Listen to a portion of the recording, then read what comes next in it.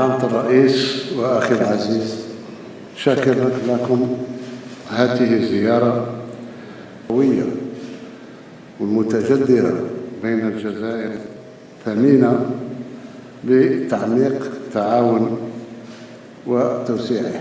لقد كانت المحادثات بيننا فيها إلى ملفات عديدة ذات صلة بالتعاون قائم وما نستشرفه من آفاق لتكثيفه وتوسيعه. الملفات التي درسناها اتفقنا على الإسراع بعقد الدور منطلقا جديدا